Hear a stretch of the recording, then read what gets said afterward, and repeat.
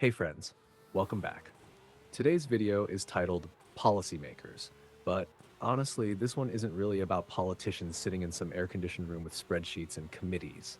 It's about us, the public, and how most of the decisions we celebrate, fight over, or scream about are usually driven by one thing: extreme emotions. We all like to imagine that society works on logic, that people look at facts, consider long term effects, weigh pros and cons, and then calmly decide what's best. But if you look around, really look, you'll notice something uncomfortable. Most people are not thinking, they're reacting. And reactions, especially on a large scale, tend to be loud, messy, and powered by fear, anger, jealousy, or pride. And here's the darker part: when consequences disappear, when no one is watching, when a person can hide inside a crowd or behind a screen, people can become cruel, sometimes even downright evil. We don't like admitting that. We prefer to think of cruelty as something reserved for monsters or dictators. But everyday people, when they feel protected or anonymous, can act in ways that are shockingly harsh. It's not always because they're bad.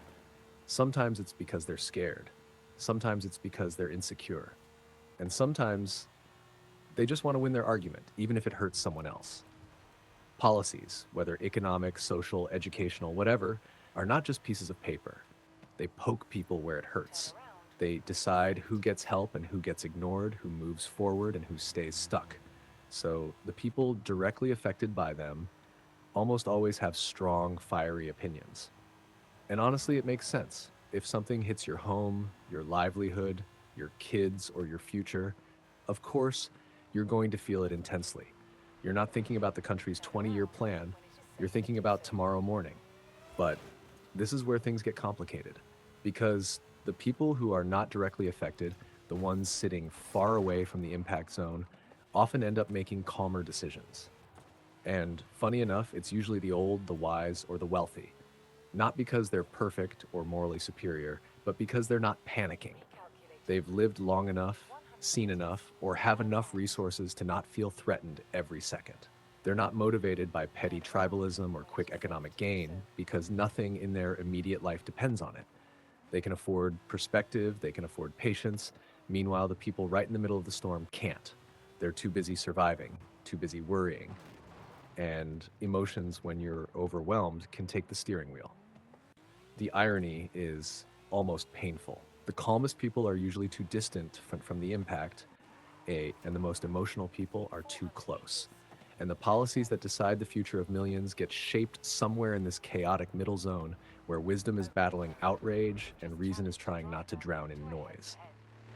Look at any public debate today, online or offline. You'll find entire groups treating each other as enemies, not opponents. People stop arguing ideas and start attacking identities. No wonder policies end up becoming symbols of belonging instead of tools for progress. Supporting something becomes less about whether it works and more about which side are you on. That's how tribalism sneaks in. That's how emotions hijack public thought. That's how decisions get made, not because they're right, but because they feel good in that heated moment. So when we talk about policymakers, it's easy to imagine them as these detached elites. But the truth is, the real drivers of policy are the collective emotional waves of society. Leaders feel that pressure. They bend to it, they use it, they fear it. And until we learn to think before we react, to breathe before we judge, and to question before we explode, we'll keep getting policies shaped not by wisdom, but by whichever emotion is screaming the loudest.